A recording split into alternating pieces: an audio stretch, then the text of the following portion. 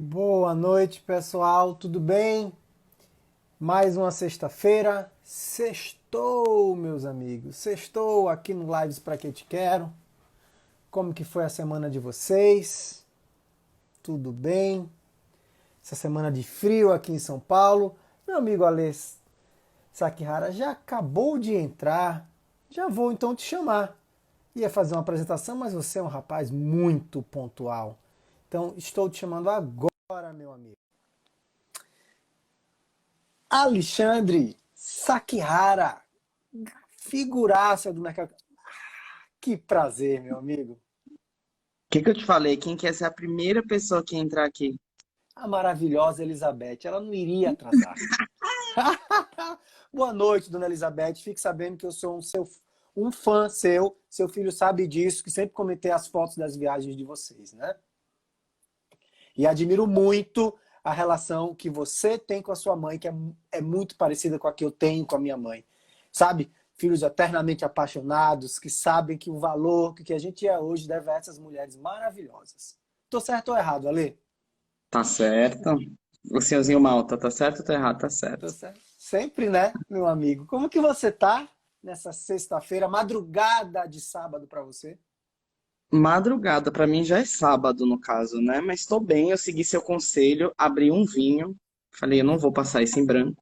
Eu vou tomar Então eu minha vou aguinha. Isso aí, meu abrir, querido. abrir um vinho e tá tudo Certíssimo. certo, né? Na medida do possível, enclausurado, mas tudo bem. Ó, Tamo Stephanie. bem. Vamos dar um tempinho que os amigos vão entrando, os familiares também. Dona Elizabeth, faz a chamada, bota todo mundo aí na live, chama os familiares todos, tá? Eu acho que minha mãe não sabe nem interagir na, na, Sabe, no- vai mandar perguntas, vai poder mandar emoji pra gente, viu, Dona Elizabeth? Fique à vontade. Vamos ver quem já tá aqui com a gente. Ale, Stephanie Valente, Juliana Oma, Annelise, Elizabeth já está aqui. E Tis Boeira. Espero que tenha falado o nome de Thaís todos trabalhou certo. comigo, Stephanie trabalhou comigo, Annelise mora aqui. Uhum. Tá muito internacional essa live, eu tô muito internacional. Você, Ju, minha irmã. meu querido, eu já conheci você sendo internacional, né? É que eu nasci com um passaporte, minha mãe não fez uma certidão de nascimento, a primeira coisa que ela fez foi um passaporte. Muito bom, muito bom. E, ó, você é tão internacional e tão especial, por sua conta, eu estou mudando o horário da minha live, que meu coro ele acontece às 21 horas. Por isso que a minha turma ainda não entrou por aqui. Mas hoje é mais cedo. Mas é que já é meia-noite aqui, Hugo, eu tô fazendo uma concessão, assim, a gente vai na metade do caminho, entendeu? Com certeza, com certeza. Meu caro, meu caro. Pessoal, o som tá ok para vocês, a imagem tá ok para todos vocês. Lembrando que esse é um bate-papo entre amigos do universo da comunicação. Eu, Hugo, falando aqui de São Paulo, a Lê falando de Londres, esse rapaz internacional maravilhoso. E vocês podem participar com perguntas, curiosidades, mas já deixo aqui a dica, tá? Nada capcioso, porque meu amigo vai ficar nervoso. Já me mandou um WhatsApp no privado falando: Hugo, cuidado com as perguntas, pelo amor de Deus. Pelo amor de Deus, não vai me comprometer, né? Nunca. Meu amigo, quanto tempo de Londres agora? Quanto tempo de Londres agora? Eu cheguei aqui dia 9 de agosto, então tem agosto, setembro, outubro, novembro, dezembro, janeiro, fevereiro, março, abril, Quase um maio. ano. 9 meses. 9 meses. Nasce uma criança. Praticamente. A minha Uhum. criança tá para nascer. Tá para nascer. E como foi, Ale? Me diga uma coisa. Quando eu conheci você na Rogart, né? Que eu tive o prazer de ser fornecedor de vocês, ainda sou, acho que ainda consta o meu nomezinho lá, né? Em Aí você vários. pergunta pra Gabi. Que era para estar aqui. Vou mandar o convite para ela agora. Essa ferramenta é ótima. Deixa eu mandar aqui para ela. Dona Gabi. Ó, mandei para ela agora. Vamos ver se ela vai aparecer. Ale, então, eu como fornecedor da Rogart, tive o prazer de realizar muitos trabalhos lá e ter você sempre ali no radar, como um grande gestor de contas, né? Embora eu tenha feito negócios que não eram embaixo dos seus clientes, mas acredito que você deve ter tido algum envolvimento em algum deles. Por exemplo, o Pets, né? Meu caro, me fale como que foi essa. O legal é que pela Rogart, eu acompanhei sua carreira, você fez trabalho em várias Hogarth ao redor do mundo. Ó, tá vendo? A minha mãe acabou de entrar e ó como a minha fecha. Help, que o nome dela é Socorro. Não, ela é muito eu gosto de coisa internacional, mas tá vendo? Sua mãe sabe até interagir. Ela manda um oi. A minha mãe precisa aprender a fazer isso. Pare, rapaz, sua mãe vai interagir. Um cheiro, viu, manhã? Esse é meu amigo, manhã, que tá falando direto de Londres. Olha como a gente tá ficando importante. Voltando à pergunta, Lê, a Hogarth proporciona para o seu cast de profissionais experiências internacionais que pouquíssimas empresas proporcionam. Me fala como foi sua caminhada na comunicação até chegar na Hogarth. Como que a Hogarth te deu esse preparo internacional até você chegar em Londres? Vamos conversar. Começando por isso. Eu não nasci publicitário, né? Já começa daí. Uhum, Eu, por origem, assim, acho que desde pequena eu falava pra minha mãe, eu vou ser diplomata. O que que você gosta de fazer? Filha? Ah, eu gosto de viajar, eu gosto de falar idioma, eu vou ser diplomata. E aí toda a vida eu falei que ia ser diplomata, até que um dia que alguém me convenceu que eu ia. O melhor rumo de carreira meu era ser virar advogado e me especializar em mercado internacional, em direito internacional e virar diplomata. uhum, O que que eu fiz? Fiz intercâmbio, viajei o mundo, voltei, chegou a hora de escolher um curso na faculdade, escolhi o curso dos indecisos, que não é administração, escolhi direito, né? uhum, Falei, vou fazer direito. Entrei no direito, óbvio, que foi um fiasco. Falei, não vai, isso não vai dar certo. Saí do direito e fui fazer um curso que estava na época começando na Embi Morumbi, que era design digital. uhum, Porque eu falei, não, eu sou uma pessoa muito criativa, né? Todo mundo falava para mim, você é uma pessoa muito criativa.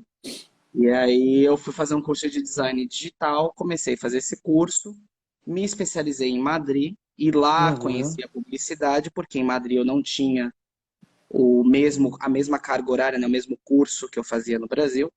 Então lá me especializei em publicidade e quando voltei para cá acabei entrando nesse meio de publicidade. Que Comecei idade? pra... Que Mas idade, Ale, quando você foi para Madrid? quando eu vim para Madrid eu tinha, em 2008, 20 anos. Nossa senhora, uma criança. Bom, eu entrei na faculdade com 16, né? Então aí já começa Uhum, daí, mas aí eu vim para Madrid e aí voltei e comecei a trabalhar no criativo, eu comecei a trabalhar como criação mesmo, desenvolvendo. uhum, No Itaú, na verdade, para uma rede do Itaú, mas eu trabalhava para o Itaú. Entrei na IBM para fazer prestação de serviços para a Samsung e acabei, entre uma coisa e outra, cuidava das plataformas digitais. Ó, tia Cris, cuidava das plataformas digitais da Samsung, dos sites da Samsung, e aí a Hogarth me ligou para uhum, ser gestor de contas digitais da Hogarth. uhum. E aí foi aí que eu entrei no mercado, na vida da Hogarth. Ó, a Bahia. Ah, Bahia, Milena, Belém, Baiana, tô aqui. Rafaela, mãe das minhas filhas. Aí, a outra Rafaela, que não é mãe das minhas filhas. Então continue, meu amigo. E a Ruga te chamou para fazer E a trabalhar com. Hogarth me chamou para cuidar das contas digitais, e acontece que naquela época a Hogarth ainda não tinha um portfólio muito focado em digital. Uhum, E aí acabou que eu comecei a cuidar de outras contas e outras disciplinas. E aí fui cuidar de Mattel, fui cuidar de Souza Cruz, fui cuidar de outras agências, fui cuidar uhum. de mídia impressa e acabou que de 2, 3 anos para cá eu comecei efetivamente a fazer publicidade, assim, né, produção publicitária. E aí foi mais ou menos quando a gente se conheceu. Isso. E me diga uma coisa, meu amigo. Você é uma pessoa que sempre chamou atenção no trabalho pela capacidade que você tem de agregar pessoas. Seu cargo exige isso. Um gestor de contas precisa ter essa energia, precisa ter esse magnetismo com as pessoas, né? E você sempre demonstrou isso. Com muita alegria, com muita felicidade, que é o seu jeito, mas também muito pragmático na hora dos negócios. Você sempre foi um cara muito businessman, né? No que eu pude acompanhar. Olha a dona Gabi que acabou de chegar. Eu mandei um WhatsApp para ela, falei, a gente tá falando mal de você, você trata de... Ai, que ótimo. Ela que tá com vergonha que não quis participar, né? Mas tudo bem. Então vamos lá. Gabi já foi eu, já foi a Lívia, eu sei que o seu Hugo já chamou a Dona Ariama também. Também. Então, Gabi, você é a próxima. Meus amores de Hogarth, né? Porque você sabe que eu tenho uma relação, né? Grudada nessa casa. Então, meu querido, você sempre teve esse poder de agregar pessoas, esse magnetismo, né? Quando você trabalhou com Mattel Produção, você fez alguma campanha de Barbie? Quando eu fazia Mattel, eu fazia muito importação das coisas da Mattel, né? Naquela Uhum. época, em 1900 e nada, quando eu fazia Mattel, Uhum. eu fazia muita importação e registro com a Lívia, né? Uhum. Mas produção mesmo, produção de filme, eu comecei a fazer mais com a Johnson's, quando eu mudei de Mattel para Johnson's. Ah, porque justamente eu queria te perguntar, pessoal, para vocês que estão aqui, vocês não sabem, a Barbie, ela é um ícone, né, do universo pop. E, gente, trabalhar com Barbie, eu sempre tive essa curiosidade e não tive esse prazer ainda. Mas eu sei que vinham duas cabeleireiras, Cabeleireiras. uma cabeleireira e uma maquiadora de Barbie, lá dos Estados Unidos. Só essas mulheres podiam mexer em Barbie. A profissão delas era essa, né? E elas tinham tudo pequenininho, né? Elas tinham babyliss pequenininho, secador de cabelo pequenininho. Que E a profissão incrível. delas era viajar o mundo para fazer o Cuidar cabelo de das Barbie. Barbies. Olha que incrível, que incrível. E Johnson, que é uma marca, que é a dona Ariama que entrou, outra envergonhada que vai vir fazer parte da Ela nossa já me live falou que também. ela vai participar. Eu acho que ela vai aceitar. Vai sim, Com mesmo que ela esteja certeza. fazendo aquelas receitas maravilhosas dela. Ela falou que ela não vai falar de trabalho, vocês deviam falar de coisas veganas. Vamos. Ó, aqui, Abreu Cristiane falando que desde criança você sempre agregava. Exatamente. Essa é uma energia que os comunicativos carregam para a vida, meu amigo. Eu acho que é uma coisa de nordestino. Acho que vocês que não sabe que eu vim da Bahia, né? Uhum. Você veio do Pernambuco, né, Hugo? Isso, de Recife. E eu acho que é uma coisa do baiano. Baiano é uma coisa casa cheia, né? Sempre. A gente gosta dessa Bom. muvuca, a gente gosta de suor, a gente gosta de gente perto. Então acho que faz parte, não sei. É. Ó, Regina falando um oi, Riquepes falando ô. Nordeste, aqui é meio de Nordeste, Ariama. Vem engrossar o couro, querida. Bahia, Pernambuco e Natal. The Christmas City. É. Ale, aí vamos lá. E como que começou na Hogarth, assim, qual foi a tua experiência, primeira experiência internacional com Hogarth? Tua primeira viagem na Hogarth, me fala. Porque a Hogarth, pessoal, se eu não me engano, ela tem 30, existem 32 Hogarths ao redor do mundo, né? Isso. Posso te falar, a primeira vez que eu viajei pela Hogarth, vou lembrar, talvez tenha sido, eu acho que foi alguma viagem que eu fiz até o México. Uhum, Desde que comecei na Hogarth, já viajei um bocadinho, né? uhum. Já fui para o escritório em Nova York, fui para o escritório no México, fui para o escritório na Argentina, aqui em Londres, obviamente, fui para o escritório na Ásia. Então, assim, Singapura. desde em Singapura, desde que comecei, viajei um bocado. Uhum, Eu acho que é uma coisa muito forte na Hogarth. Eu acho que essa questão do internacional é muito interessante porque, assim, a gente trabalha com conceitos criativos. A Hogarth não é uma agência de criação, não nasceu da uhum. criação. Então, a Hogarth faz muito adaptação aí, né? E o desafio sempre é como trazer um conceito global para o mercado local. Ó, Marcelo. Sim. Ó, Marcelo. Boa noite, Marcelo.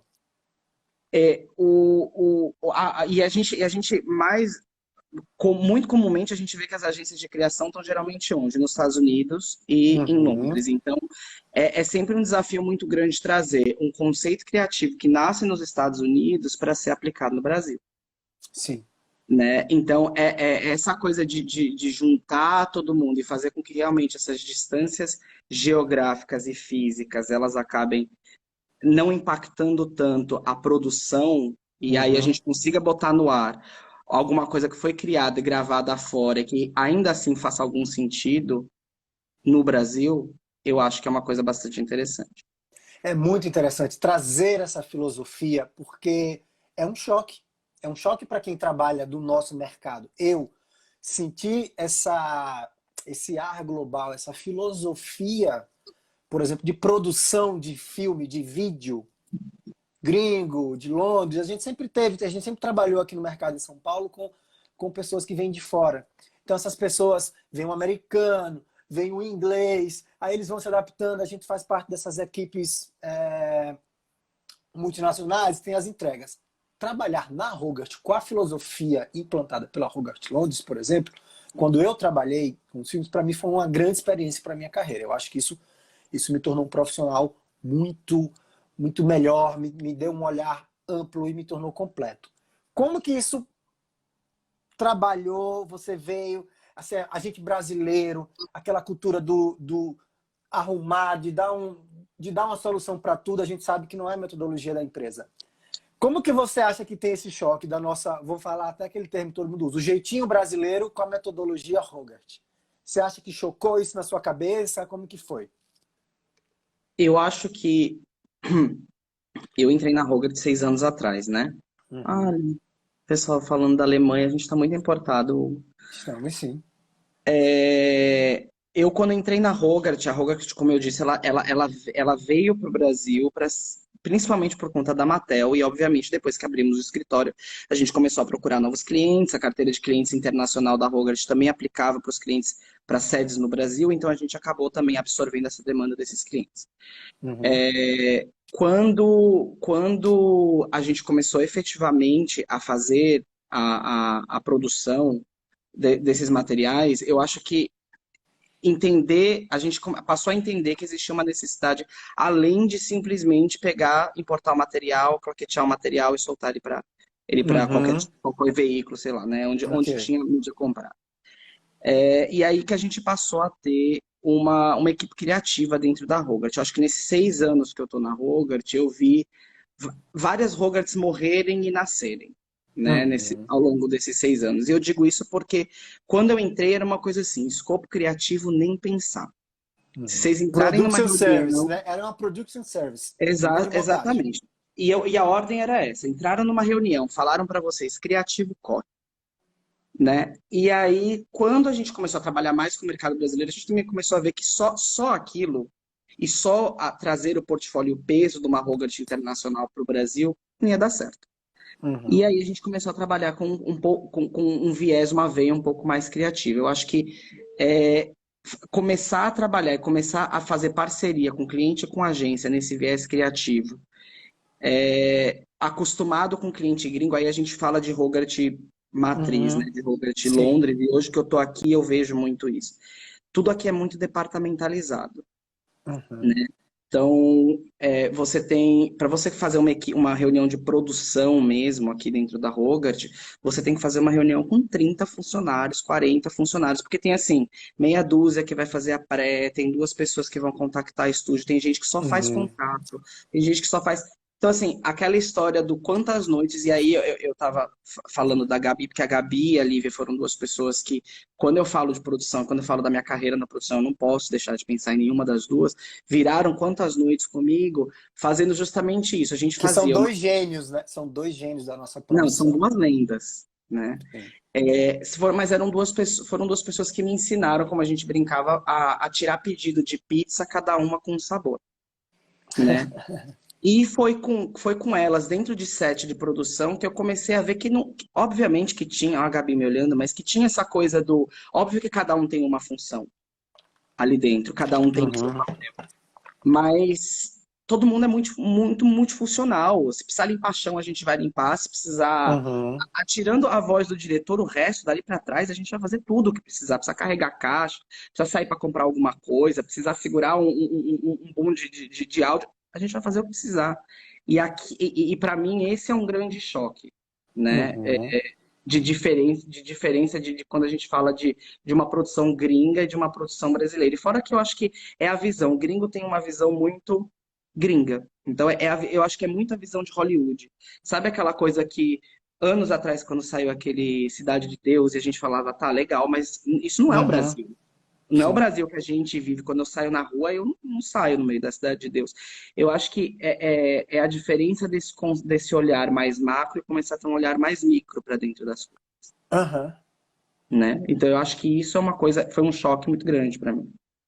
Então, aí me diz uma coisa. Como que você é acessado aí? Você é acessado pelo cara da Hogarth Brasil, dinâmico, ou você já faz parte da equipe Hogarth DNA Londres, pragmático, segmentado por departamentos, isso que você me falou?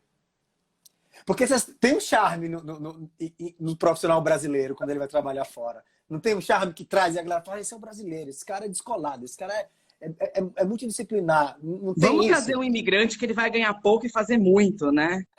Aí a gente dá as coisas para ele fazer, o cara não vai querer perder esse passaporte, esse visto, vai continuar fazendo um monte de Eu coisa. glamorizando aqui, você vai e... Prau! Não, a gente, eu acho que, assim, desde que eu cheguei aqui, quem me conhece, quem já trabalhou comigo, sabe? Eu, Uhum, eu tenho muito cuidado, eu sou muito político, uhum. mas eu falo tudo que eu penso, né? Sempre. Então, desde que eu cheguei aqui, eu já tive muito choque. A Stephanie tá aqui rindo, porque a Steph trabalhava com a gente na Hogarth do Brasil, também mudou Uhum. aqui, virou minha vizinha aqui em Londres.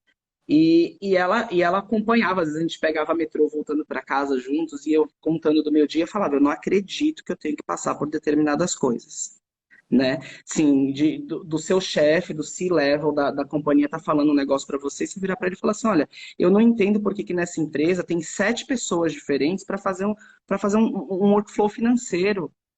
Não é possível que o cara que está recebendo uma nota, o cara não pode entender do pagamento dessa mesma nota. Eu não consigo Uhum. entender. E aí é isso, a gente está acostumado no Brasil a ir pegar o briefing, a entrar no set de produção, a trocar o cesto de lixo se precisar, senta com a equipe para almoçar, mas depois bota um terno e vai fazer uma reunião. Essa multidisciplinaridade é uma coisa que aqui não é que eu acho que não existe, mas aqui as pessoas elas têm um discurso tão forte, tão firme em relação à hierarquia, relação a tudo que é dentro da empresa, toda a estrutura da empresa e como ela Uhum. deve ser, que aí no Brasil não existe ainda. No Brasil é tudo muito horizontal. Eu sinto as coisas muito Sim, orgânicas, é exato. né? E aqui não. Aqui, assim, as pessoas falam que é, mas a realidade é que não é. Uhum. Né? Você vai pro set Então, aí? Você já foi pro set? aqui, desde que eu cheguei, eu fui em reuniões de pré e de pós, mas pisar no set não, porque até estava me perguntando, um trabalho que você fez aí, eu te mandei, e esse filme foi gravado em Los Angeles. Então, Sim, que passou na campanha do Oscar. exatamente. E Gente. quando eles estavam filmando, foi bem mais ou menos na época que eu estava mudando para cá. Então, eu não cheguei aí no set desse filme. Ai, que dó. Vamos E mostrar esse, ele? e esse projeto é o único projeto que a gente grava, efetivamente. Uhum. Aqui não tem respeito, Lanús e socorro. Ó, deixa eu mandar, vou mandar um convite aqui para dona. Tô sentindo falta de uma pessoa aqui. A gente falou dela e ela não tá. Dona Eu tô com Lívia medo. Piazza. Eu mandei um convite para ela. Se ela vai. Agora eu quero mostrar, pessoal. Olha só o filme que este rapaz disse que, infelizmente eu não fui, mas eu participei. Então, olha só. Para quem acompanhou o Oscar, vai saber do que eu tô falando. When I was a student at NYU, I was lucky enough to find a great teacher. His name was Haig Manoogian, and he spoke with such passion about cinema.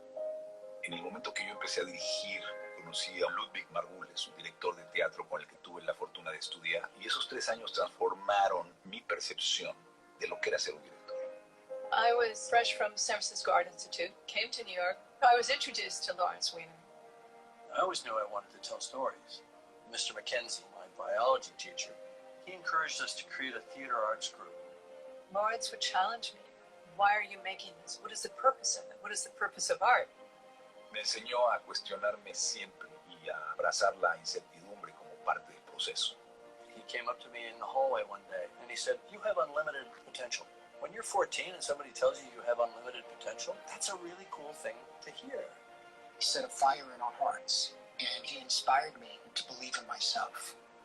Y más allá de transmitir conocimiento, Ludwig me dio la confianza y sacó lo mejor de mí mismo. All of those explorations, they live on with you. His words have stayed with me forever. We build on the shoulders of the people that came before us, and then we have to pass on what we know to a new generation. Ai, gente, falaram o quê? Palmas. Palmas. Palmas e palmas. Agora, sabe uma coisa que eu acho engraçada, Ale? Assim, quando eu vi esse filme, eu vi na transmissão do Oscar, né? Daí eu fiquei imaginando assim, cara, quem dirigiu esse filme?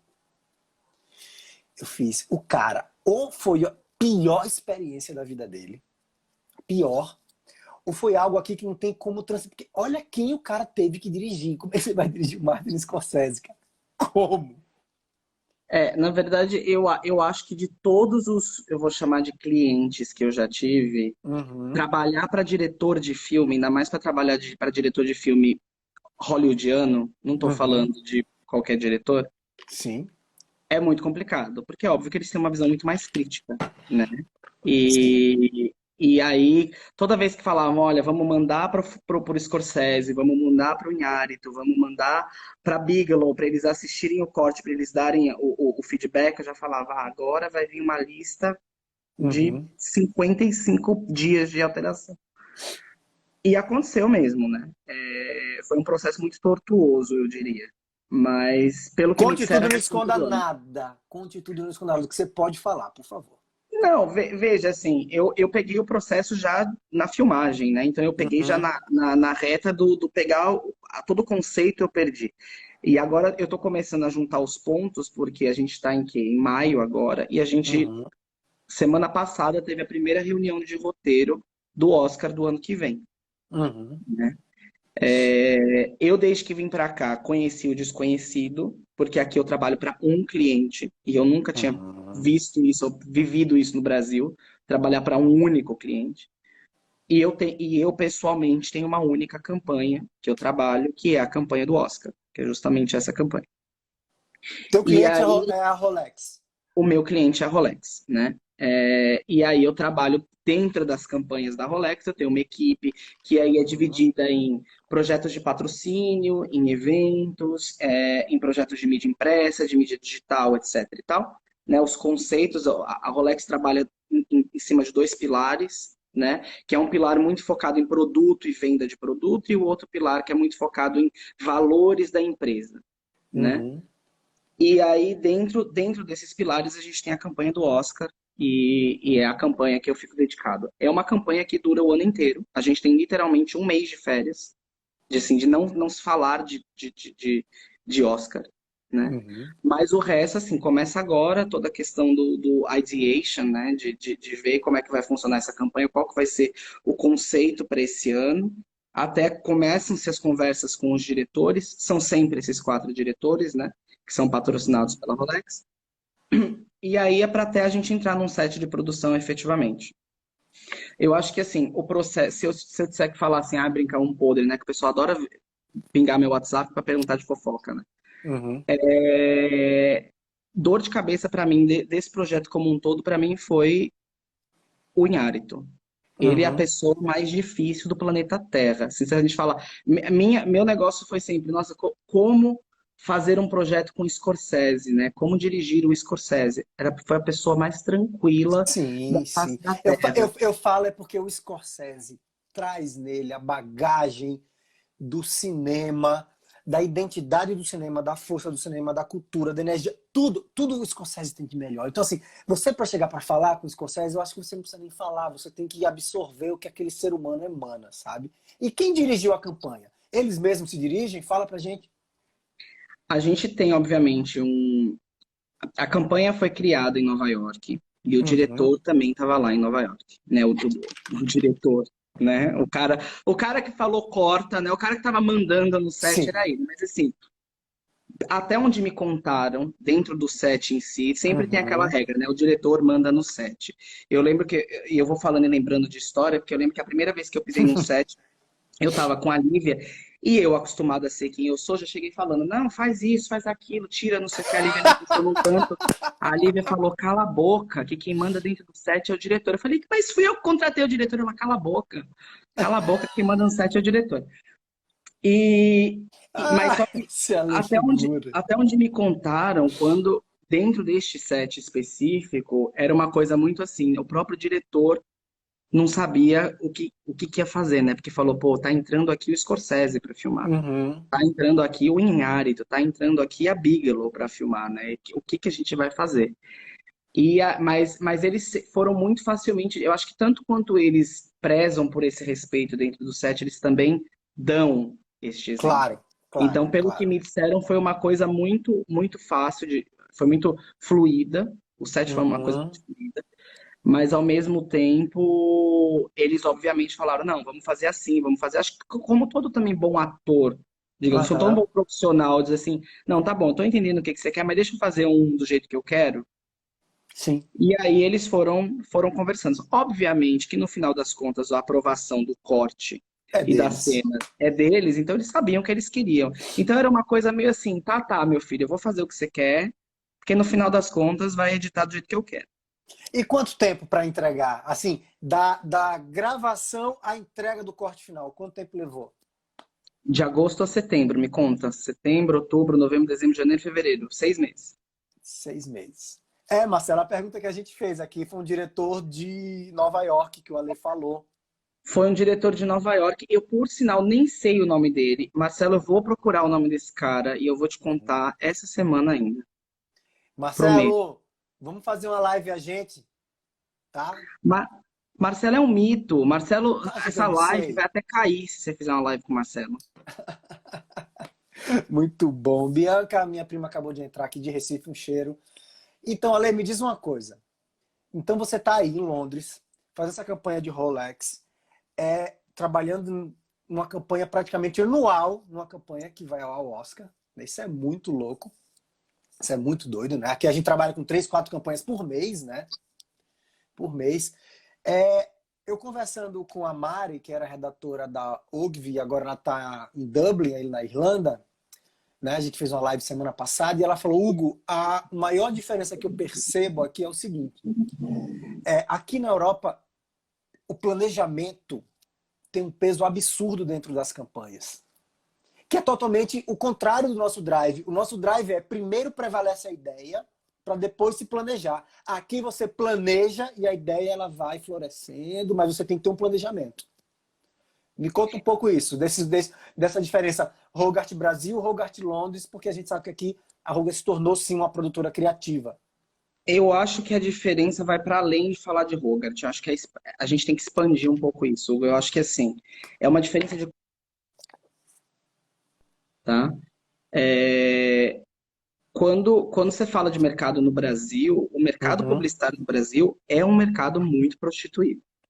uhum, Desde o momento o fulano tá onde? O fulano tá onde paga melhor. uhum, Porque é isso. Ainda mais hoje em dia, que a maior parte do nosso mercado é o quê? PJ. Então, assim, quem paga mais vai levar. Da uhum, mesma, numa outra moeda, né, quando eu falo assim, mercado prostituído, é um mercado que o cliente chega e ele diz, eu quero isso e eu quero neste prazo. A gente teve já que correr várias vezes recebendo storyboard, né? uhum, Numa quinta-feira para filmar no final de semana, botar um filme no ar na quarta-feira da semana seguinte. uhum, E ainda assim você é exigido por qualidade, por precisão, uhum. preço, porque o A cliente não exigência é a abre mão de mesma. nada disso. A exigência é a mesma. A diferença aqui que eu acho que vem tanto do lado da produtora como do lado do cliente é o respeito. Eu acho que talvez seja a coisa basilar que eu falei assim que eu me espantei muito. Foi um primeiro call que eu entrei aqui na semana que eu cheguei, o cliente entrou pedindo desculpa, falando: olha, eu tenho uma campanha aqui que é urgente, está fora do pipeline, mas eu preciso muito que vocês façam. E era uma campanha de mídia impressa. Tudo bem, eram 12 idiomas, mas ainda assim. E eles Uhum, estavam dando 10 semanas para gente. Assim, a criação já estava feita, a gente tinha 10 semanas para traduzir uhum. e colocar texto em layout e soltar para os veículos. Então, assim, aqui, esse planejamento, eu já sei que o Oscar vai acontecer dia 28 de fevereiro do ano que vem. Eu Uhum. já estou falando de roteiro em abril de 2020. E o cliente aqui entende, Impressionante, o impressionante. próprio cliente é que ele já entende, ele sabe que quanto menos tempo as exigências vão caindo, quanto menos tempo o preço vai aumentando e ele está disposto a pagar essa conta. A Isso é divisão do. cultura, isso é cultural, você não acha?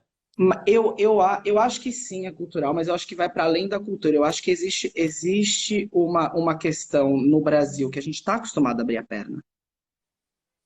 A Isso é gente, muito quando fala de triste. jeito brasileiro, o jeito brasileiro ele não vai só para malandragem, ele não vai para malandragem só da gente para o cliente, mas do cliente para a gente, porque o cliente sabe que se a gente não fizer, eles vão para um outro lugar que vai fazer. Sim, total. Total, Então Ale. a gente está acostumado a abrir a perna. A gente no começo a gente grita. Quando a Rogart chegou no Brasil, a gente falava: não, não vamos fazer. Tá aqui, preciso disso, disso, disso, disso, uma lista de coisa, aqui uma Bíblia.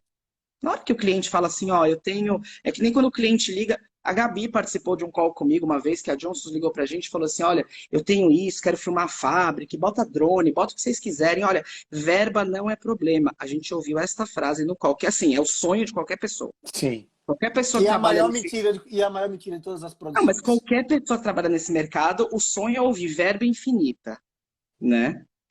E aí a gente já pensou, bom, o céu é o limite, vamos pensar em campanha de escola, 2 milhões vai ter Mas nessa peraí, campanha peraí. no mínimo. Rolex é verbo infinita?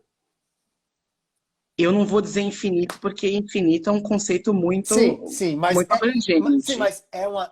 Não tem verba. É, Não tem é. verba. Não, tipo, não tem verba assim estipulada pra fazer uma campanha dessa de Oscar. Desculpa. Eu vou contar para vocês que em termos de produção, por exemplo, produção, e eu não tô, quando eu falo produção, eu tô Aham. falando de material pronto, filme gravado, Sim. set pago, cachês Uhum. pagos. Eu tô falando de talento de locução e bater legenda e soltar claquete, tá? Quando eu falo de produção. Uhum. Eu tô falando de uma média de 600 a 700 mil libras só para fazer isso. Mas deixa eu tomar um gole. Então, Pois assim, é, né? nesse sentido é verba infinita. Sim, Não existe, total.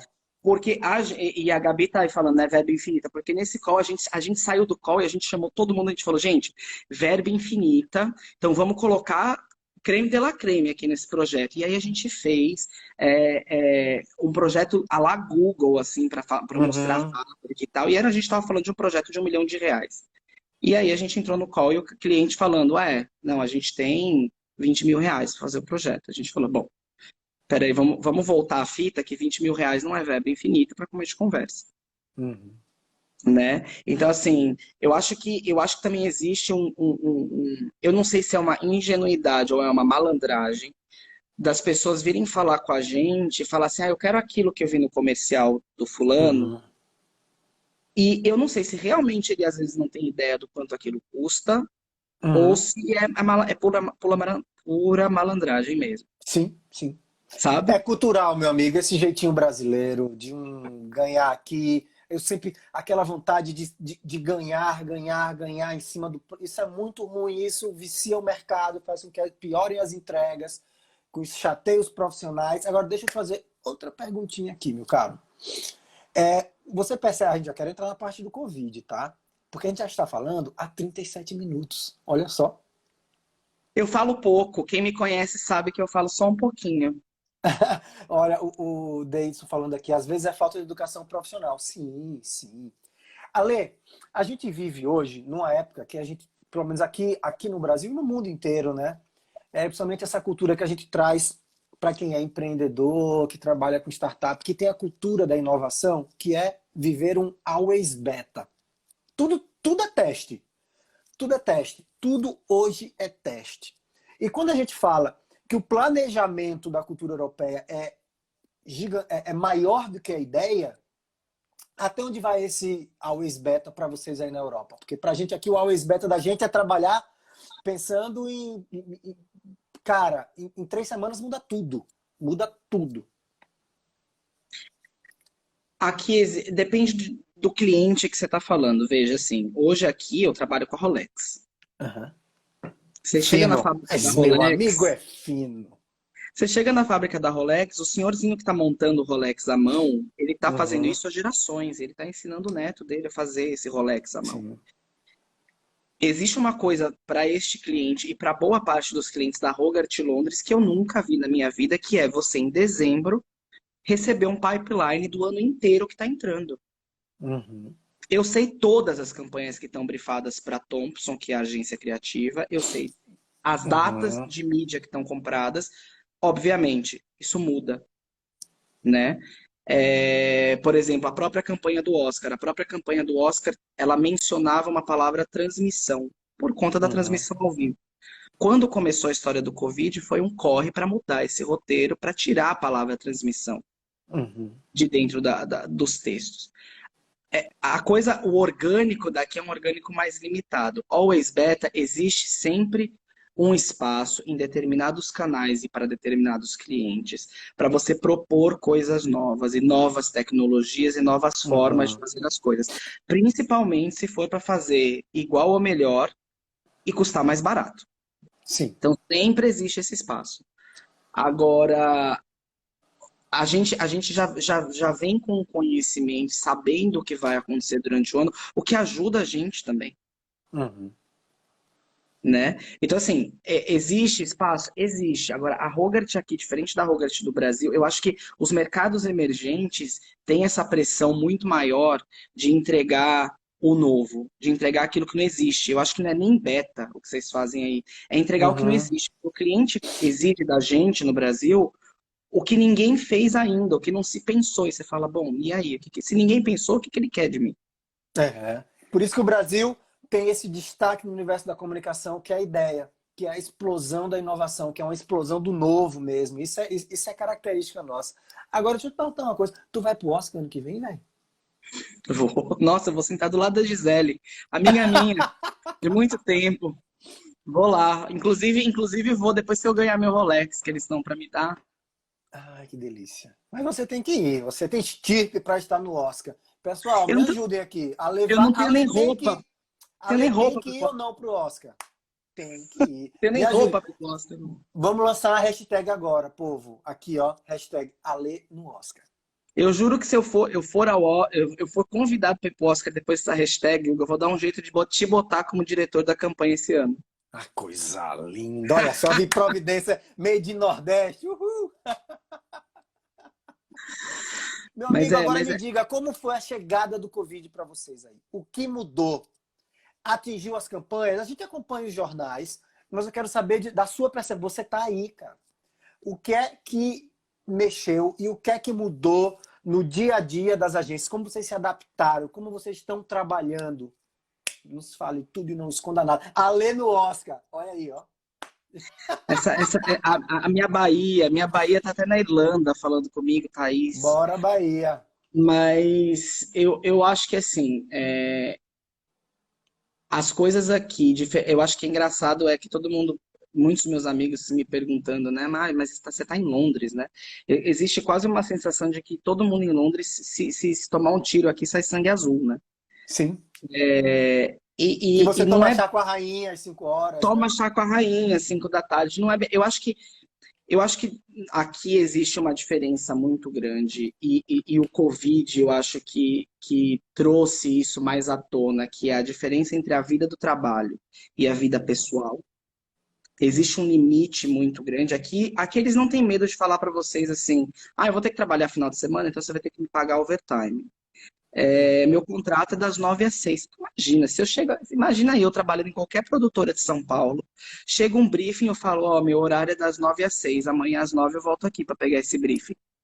Eu não trabalho em lugar Claro. nenhum, Sim. entendeu? Então, assim, a chegada do Covid, eu acho que aqui as pessoas demoraram a tomar alguma providência. Eu acho que morar numa sociedade que tem menos problema social também tem isso, né? As pessoas não sabiam como reagir. Eu não vou falar que o Boris Johnson é o melhor primeiro-ministro do planeta Terra. Ele demorou Uhum. bastante a tomar alguma atitude, Até né? pegar o Covid ele pegou, né? Não é? Eu não vou nem comentar, porque vai que ele tá me ouvindo e ele derruba essa live, entendeu? Mas as coisas demoraram muito. Agora, uma coisa que me espantou muito foi, eu acho que o Covid mostrou pra gente muitas novas formas de trabalhar, mas me espantou muito estar em 2020, estar na Inglaterra e ouvir na primeira semana do CEO da minha empresa assim, a gente vai ter que encorajar as pessoas a começar a trabalhar home office. Gente, que absurdo. Como se home office fosse uma coisa nova, assim, nunca se ouviu falar. Uhum. Falava, gente, eu trabalhava home office 7 anos atrás, quando eu trabalhava na IBM. Só que aqui, eu não sei se existe uma coisa Existe um será que respeito todo do mundo. lar. Aí existe um respeito do lar. Eu tô na minha casa. É quando deixa eu te cortar. Quando eu tava em Austin, no Texas, quando eu fui pro SXSW, eu fiquei na casa do diretor de marketing da Dell, que era um amigo meu. E ele depois veio pro Brasil e ficou na minha casa. E, cara, lá ele falava assim, Hugo, vocês trabalham demais. Você tá em casa. Quando eu vim, fiquei na casa dele lá, e quando no Brasil ele veio, Ale, ele falava assim, meu, as pessoas não param de te acionar, você tá na sua casa. Mas já passou a hora, eu fiz, meu amigo, aqui não tem hora não, velho. Aqui é Ripple. Aqui é Brasil, filho. Não, mas aqui o meu horário de trabalho é das 9 às 6. Quando eu cheguei aqui, você me conhece, enfim, mando e-mail, meia-noite, trabalho, viro madrugada, tudo certo. Eu fui chamado pela minha chefe para falar, olha, você tem que começar a programar seus e-mails e mandar no dia seguinte. Se você quer trabalhar, tudo bem, não posso te proibir, está na sua casa, enfim, né? Não posso te proibir. Mas fica feio. Você dá um mau exemplo para as pessoas que trabalham na empresa se você mostra que você está trabalhando fora do horário. Aqui existe, e aqui as pessoas não têm. É isso que a Thaís estava falando. A Thaís é uma amiga minha brasileira que mora há muitos anos na Irlanda também. E assim, não existe medo das pessoas falarem assim, eu fui contratada para isso, é isso que está escrito no meu contrato. Uhum. Né? Então é isso que você tem que esperar de mim. Você não tem que esperar de mim que eu vá trabalhar 12 horas por dia todos os dias e abrir mão do meu final de semana para fazer qualquer coisa. Uhum. Que Só doido. que, e existe, e eu vejo que agora com o Covid e com quase 100% da força de trabalho da Hogarth trabalhando em home office, existe uma preocupação muito grande com a saúde mental das pessoas e com o fato de não é porque você está em casa que você é esperado abrir seu computador qualquer hora do dia ou da noite ou Uhum. final de semana porque você está em casa. Então, você vai começar a trabalhar e abrir seu computador no seu horário de trabalho. Você vai desligar o Uhum. seu computador no seu horário de trabalho. Sim. E se você trabalhar mais do que isso, a gente tem que conversar para a gente te devolver essas horas. Eu Uhum. tive que trabalhar nas minhas férias, no final do ano eu estive no Brasil, tive que trabalhar 2 dias, eles me devolveram esses dias de férias. Uhum. Ó, aí a Barbosa tá falando aqui, ó. Sim, as pessoas têm liberdade de falar o que é direito delas sem ter julgado ou punido. Os punidos sofrem, esquecendo o português. Respeito ao ser humano e a necessidade do break para produzir melhor. Pois é, isso é muito louco, cara. Isso é muito louco. Porque dentro da nossa jornada de trabalho, porque a gente precisa produzir, é relativamente pouco, né? Mas o respeito ele é muito importante. Muito importante. Eu admiro isso. Eu admiro, mas eu não sei se eu funcionaria nesse sistema. Mas é porque a gente está acostumado de um jeito diferente. Quando eu entrei aqui, eu também exigia da minha equipe a mesma coisa que eu tinha no Brasil. Sim. Até um dia que eu fui chamado de canto mesmo e me deram uma chuchada. Uhum. E falaram, Alê, não é assim que funciona aqui. Uhum. A gente chega aqui a 250 por hora, mas veja, Hugo, eu acho que é uma coisa que a gente também tem que aprender. A É gente, como cultural, é brasileiro, cultura. É cultura a mesmo. gente tem que aprender. Veja, você tem um filho. Você não gostaria de dar mais horas do seu dia para o seu filho do que você dá? Horas Claro. produtivas. Uhum. E eu sei quanto que você investe no seu filho. Você gosta de sair, você gosta de passear, você gosta de fazer. Eu sei que você pensa no final de semana que tipo de programação que você vai fazer com ele.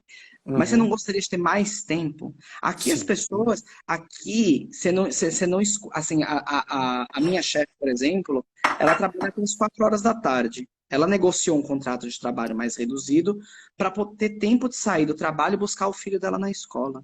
Uhum. Quatro, Incrível. 4 horas da tarde ela Incrível, está de incrível, casaco incrível. e na rua. Isso aí, velho. Sou fã. E não me liga. Lindo. Entendeu? Então, assim, e aqui, e uma das coisas que eu achei engraçado. Olha, Gabi, eu agradeço a chuchada, porque aquele começava às 18 e terminava às 3. Porque existe uma filha de uma. Ó, eu não vou nem falar por causa da minha mãe que tá na live, mas existe uma pessoa ali, Dona Lívia Piazza, que ela antes de sair da Hogarth, ela botou um lema na Hogarth dizer que eu começava a trabalhar às 6 da tarde. Porque eu Uhum. passava o dia todo em reunião, fazendo X, Y e Z. Quando dava 6 da tarde, eu começava a mandar um e-mail atrás do outro, Uhum. pedindo um monte de coisa, e eu saía da Hogarth nos horários de Jesus Cristo. Uhum. E aí que tá outra coisa. Era engraçado que as pessoas falavam pra mim: Ah, Lê, bacana, você viaja a trabalho, você viaja de férias, você faz isso, você faz. Você tá sempre de férias, existia a Você é um piada de. dos caras que eu conheço que mais que mais eu vi trabalhar e ser produtivo na vida, Lê. Sempre fui seu Mas fã por isso. quantas pessoas não vinham, quantas horas a gente ficava dentro daquela agência? Nossa. Entendeu? Então, assim, a coisa era emendada, assim, a gente emendava. Quantas vezes a gente chegou aí para o bar, pro Mendigos? Eu acabei de ver o Henrique mandando uma mensagem, lembrei do Uhum. Mendigos. Mas quantas vezes que a gente ia no Mendigos e voltava pro trabalho depois disso? Sim. Porque a gente tinha alguma coisa para fazer. Então a gente falava, vou tomar uma cerveja uma hora aqui, mas vou ter que Eu voltar. vou voltar. Ale, deixa eu falar uma coisa. Sei que sua mãe está aí, minha mãe também está aqui. Eu queria mostrar o meu último trabalho que foi ao ar, para homenagear nossas mães maravilhosas. Você, como é um cara apaixonadíssimo por sua mãe, né? São as mulheres da nossa vida, as maiores e que vão sempre ser. Pessoal, esse projeto que eu estou fazendo, que eu tive o prazer de convidar meu amigo Ale, que está aqui, ó, Pitel da porra, internacional, made in Bahia, meu Parece até amigo. gente, né? Eu acredito que eu recebi uma mensagem hoje falando, nossa, parece até que é sério. Muito bom. E olha só, aí eu fiz esse projeto para conectar os amigos, para a gente falar de mercado, tá? E nesse bolo todo de Covid, todos presos, mulheres, mães que estão aqui, Gabi, grande mãe, maravilhosa. Eu fiz esse projeto para o Itaú, que ele mostra uma mãe não glamourarizada, sem glamour, sabe? A gente mostra como é o dia da mãe pesado mesmo, sabe? E aí eu queria mostrar para vocês um pouco deste filme que foi ao ar esta semana e tá com mais de 2 dias, ele tá com mais de 7 milhões de visualizações no Facebook. E eu vou passar ele aqui para vocês, ó. Vamos ver um pouquinho dele? Para sua mãe, ali para minha mãe, para Gabi.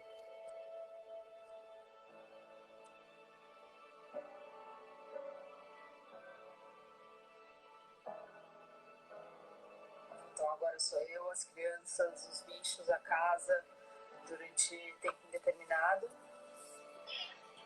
Não sei se eu volto a trabalhar. Não sei quanto tempo a gente vai ficar isolado dentro de casa. Eu não vejo a hora da minha mãe vir pra cá. Eu tô realmente bem cansada hoje. Em relação à gravidez, eu acabei de fazer 7 meses. Várias coisas passam na nossa cabeça.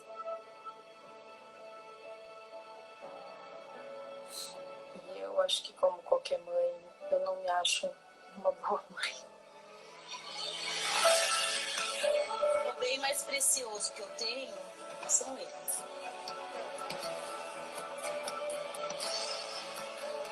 Esse isolamento tem nos aproximado mais.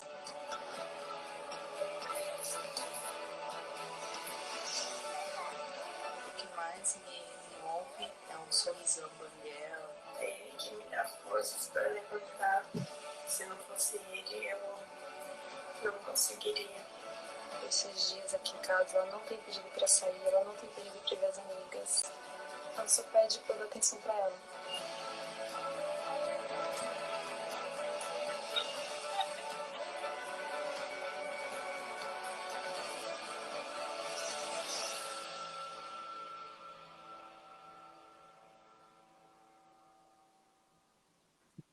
Para nossas mães, meu amigo. Para nossas Gente mães. fina. Gente, se eu soubesse que estava fazendo um negócio desse, eu ia te falar, tava vendo minha amiga aqui, a Rafaela. A Rafaela botou no mundo duas joias que, pra mim, a Rafaela Uhum. botou duas meninas, duas afilhadas que eu tenho. Você já viu foto que eu já canso de mostrar? Sim, sim, sim. Coisas E ricas, aí que você viu, maravilhosas. aí que você viu que essa mãe é botar duas crianças no mundo no mesmo dia. Aí você fala, Uhum. é um presente. Mas é que nem nossa vida, o pessoal vê quando elas estão na rua, bonitinhas, bem vestidas. Mas Uhum. dentro de casa, cuidar, botar pra dormir, botar pra comer, dar banho, duas, né? O negócio não é brincadeira, não. Não can... Cara, assim, ó. Esse projeto é um projeto lindo, por quê? Explicar para vocês. É um projeto que o cliente assinou. Foi pronto para ele. Não é criação da agência. Esse projeto foi criado e encapsulado dentro da Suite Filmes. Fernanda acabou de entrar. Boa noite, minha amiga. Fernanda, esse é o Ale que está falando com a gente direto de Londres, da Hogarth. Um grande profissional e amigo que eu tenho o prazer de ter na minha vida. Ale, olha que engraçado. A gente apresentou esse projeto de Dia das Mães. Eu disparei para vários clientes. Dentro do guarda-chuva lá da Suite Filmes, eu trabalhei como diretor e produtor executivo.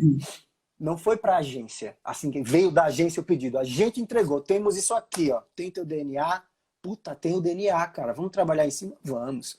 É um projeto de uma diretora chamada Manu, que é uma das diretoras da Suíte. Ela fez esse trabalho de captação com essas mães. É algo muito sensível e verdadeiro. É a única campanha que está no ar. Todas são lindas. A gente está com campanhas de Dia das Mães no ar aqui no Brasil, olha, muito bonitas. Mas essa é muito sensível, porque essa não tem glamour. Ela mostra a mulher cansada.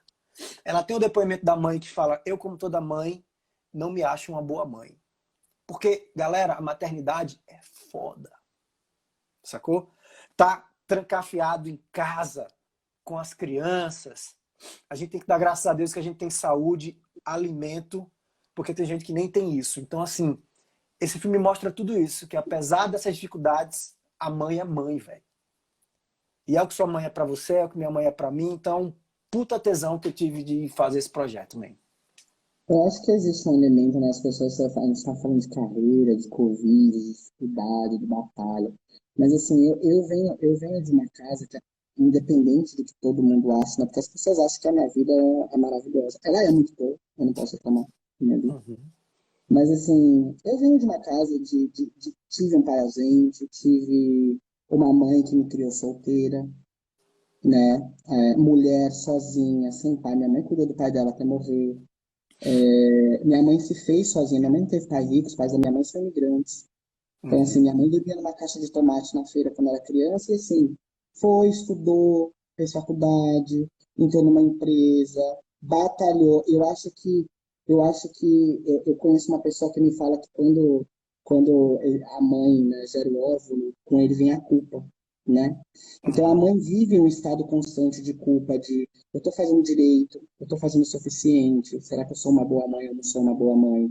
E a minha mãe sempre se questionou muito, né? A minha mãe sempre trabalhou segunda, sexta, sábado, domingo para dar para mim o que ela achava que para mim me faltava. Fosse material, espiritual, fosse de questão de carinho.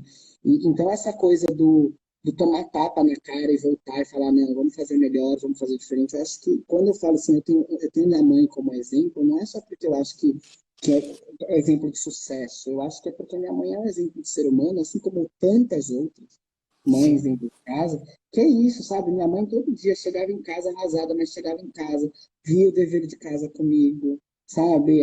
Assistia um Uhum. programa, queria saber do meu dia, dormia exausta, várias vezes ainda ia trabalhar, no outro dia acordava, tomava banho, botava o salto alto e ia trabalhar, Uhum. né? Então, assim, é isso. É esse exemplo que a gente tem dentro de casa. Ainda mais falando, minha mãe não é nordestina, mas minha mãe me criou no Nordeste. Sim. E a mulher nordestina tem essa coisa do cabra-macho da porra, de pegar e falar meu, de fazer, Uhum. de Uhum. entender. Minha E- mãe tem isso no sangue. Minha mãe tem um dendê que corre no sangue, que eu acho que é isso, né? É isso aí, meu amigo. E é para todas essas mães, por exemplo.